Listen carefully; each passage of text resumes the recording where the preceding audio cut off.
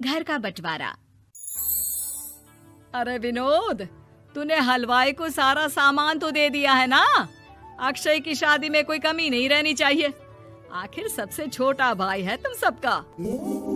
हाँ माँ, आप चिंता मत करो, मैं पूरा ध्यान रखूंगा।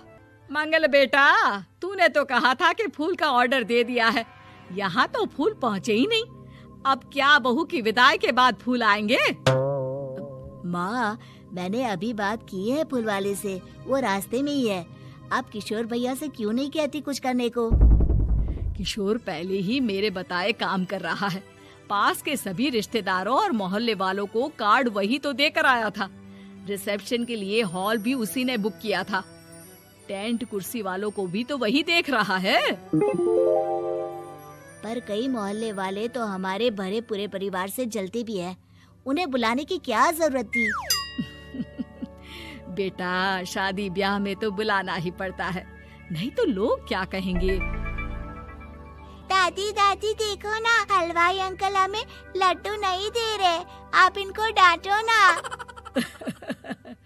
अरे चैन सुख दे देना बच्चों को लड्डू, क्यों तंग कर रहा है इन्हें? बीबी जी, मैं कहाँ मना कर रहा हूँ, लेकिन लड्डू बनते ही ये बच्चे उठा उठा कर खा लेते हैं।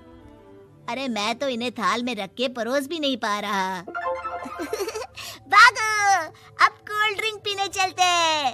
भागो भागो, अब कोल्ड ड्रिंक पीने चलते हैं। जैसे कि आप देख रहे हैं, आज इस घर के सबसे छोटे बेटे अक्षय की शादी है।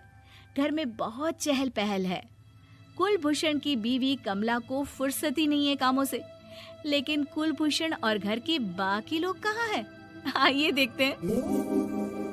अजी, आप यहाँ आराम से बैठकर गाने सुन रहे हो और घर में अभी तक इतने काम बचे हैं करने को। अरे भाई, मेरे सबसे छोटे बेटे की शादी है, इसके बाद तो मैं अब चिंता मुक्त हो ही जाऊंगा।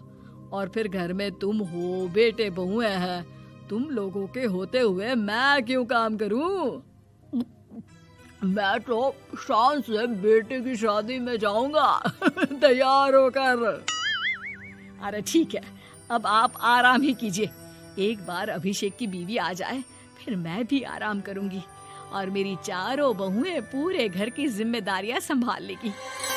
इतना कहकर कमला वापस अपने काम में लग जाती है। बेटा भी, तू अब तक तैयार नहीं हुआ? किससे बात कर रहा है फोन पर? तैयार कैसे हूँ? सैलून जाने से तो आपने मना किया है, क्योंकि मुझे हल्दी लग चुकी है। भाभीयों को देखो, सुबह से पार्लर में है।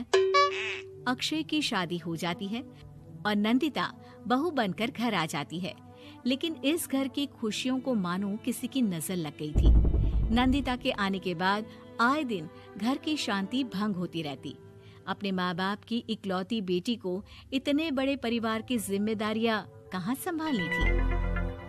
अभी देखो ना, मेरे हाथों की मेहंदी भी अभी नहीं उतरी है और तुम्हारी मम्मी ने मुझे घर के कामों में लगा दिया।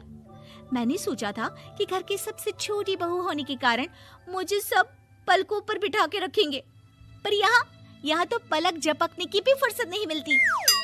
देखो नंदू, शादी के पहले ही मेरे घर वालों ने तुम्हें और तुम्हारे पेरेंट्स को बता दिया था कि मैं जॉइंट फैमिली में रहता हूँ, तो फिर अब ये शिकायत क्यों? और फिर तुमसे पहले मेरी भाभियां भी तो आई थी शादी करके, उन्होंने तो कभी कुछ नहीं कहा। नंदिता तब तो चुप हो जाती है, लेकिन ऐसा बहुत दिनों तक नहीं चलता। अरे नंदिता, माँ बाबूजी की दवाई का टाइम हो गया है, उन्हें दवाई दे आओ और उसके बाद सबके लिए नाश्ता बना देना। पर भाभी, मैं तो अभी अपना फेवरेट सीरियल देख रही हूँ। प्लीज मेरी जगह आप कर लो ना ये काम। ठीक है, मैं तेरी जगह माँ बाबूजी को दवाई दे आती हूँ और नाश्ता बना लेती हूँ। तू मेरी जगह पूरे घर की डस्टिंग करके 5 बच्चों को स्कूल के लिए तैयार करके भेज देना और दोपहर का खाना बनाने के बाद कपड़े धोकर सुखा देना। उसके बाद हम दोनों मिलकर बाजार जाकर सब्जी ले आएंगे, फिर डिनर की तैयारी कर लेंगे और उसके बाद बस भाभी, मैं माँ बाबूजी को दवाई देकर सबके लिए नाश्ता बना देती हूँ। हे भगवान, ये कहाँ लाकर फंसा दिया मुझे। मेरे घर में तो गिनती की 8 रोटियां और 2 सब्जी बनती थी और नाश्ता निपट जाता था। यहाँ तो रोटियों का ढेर और सब्जियाँ बड़े बड़े पतीलों में बनानी पड़ती है। नाश्ता बनते बनते लंच का टाइम हो जाता है और लंच बनते बनते डिनर का।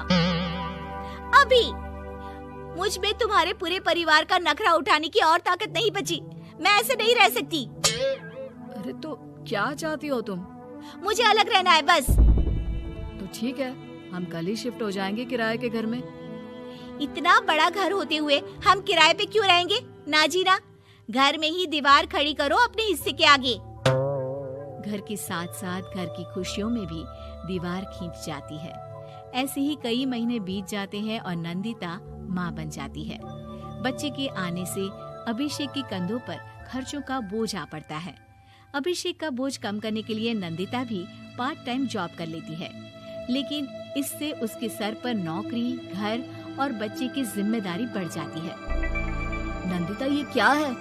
तुमने घर भी ठीक से साफ नहीं किया, ना ही मेरे कपड़े धुले हैं। चिंटू के बाल भी कटवाने जाना था, देखो उसके बाल कितने बढ़ गए हैं। अरे करती क्या हो पूरा दिन तुम? मैं करती क्या हूँ? तुम्हारा नाश्ता और लंच बनाने के बाद चिंटू को डे केयर सेंटर पर छोड़ कर आती हूँ, फिर खुद ऑफिस जाती हूँ। पूरा दिन काम करके आने के बाद बिना आराम किए बाजार से सब्जियाँ लेकर आती हूँ, घर आकर खाना बनाती हूँ, चिंटू को देखती हूँ और क्या करूँ मैं? तो किसने कहा था अपने सर पर इतने काम लेने को? मत जाओ ऑफिस। ऑफिस जाए बिना घर के खर्चे कहाँ से पूरे होंगे? चिंटू की डे केयर का खर्च, उसके लिए बेबी फूड का खर्च, प्रेस वाले का खर्च, ये सब तुम्हारी सैलरी से होता नहीं है। अगर परिवार से अलग नहीं होती तो इतनी मुसीबतें नहीं उठानी पड़ती तुम्हें परिवार के साथ मिलकर काम करने में दिक्कत थी, लेकिन काम तो अब भी बहुत है तुम्हारे सर पर। चिंटू को भी डे केयर भेजने की जरूरत नहीं पड़ती।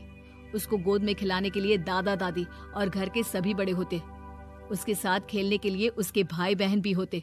मेरे तीनों बड़े भाइयों के बच्चे भी बड़े हुए हैं, लेकिन बिना महंगा बेबी फूड खाए, क्योंकि मेरी माँ और भाभियाँ बहुत अच्छे से जानती है कि बच्चे को क्या खिलाना चाहिए। बिजली के बिल जैसे खर्चे भी सब मिलकर बांट लेते थे, लेकिन तुम्हें तो सबसे अलग रहने में ही मजा आता है, तो अब शिकायत क्यों करती हो? बस करो अभिषेक, बस करो। मैं मानती हूँ कि मैं गलत थी। मेरे एक गलत फैसले ने हमें बिल्कुल अकेला कर दिया है सबसे। एक घर में होते हुए भी हम बाकी परिवार से अजनबियों की तरह रह रहे हैं। अभिषेक और नंदिता की सारी बातें घर के बाकी लोगों को सुनाई दे रही थी। तभी कमला बोल पड़ती है। अरे नंदिता बहू, किसने कहा कि तुम अकेले हो? तुम्हारा इतना भरा पूरा परिवार है ना तुम्हारे साथ। हम तो बस ये चाहते थे कि तुम अपनी गलती समझ जाओ। अगर हम तुम्हें समझाते तो शायद तुम ना समझती, लेकिन अपनी गलती का एहसास तुम्हें खुद हो गया है, तो अब तुम समझ चुकी हो परिवार में एक साथ रहने का मोल क्या होता है। मम्मी जी, मुझे माफ कर दीजिए, अब ऐसा दोबारा कभी नहीं होगा। अरे माफी बाद में, पहले मेरा पोता जरा मेरी गोद में तो दे, और तू जाकर सबके लिए चाय बना ला।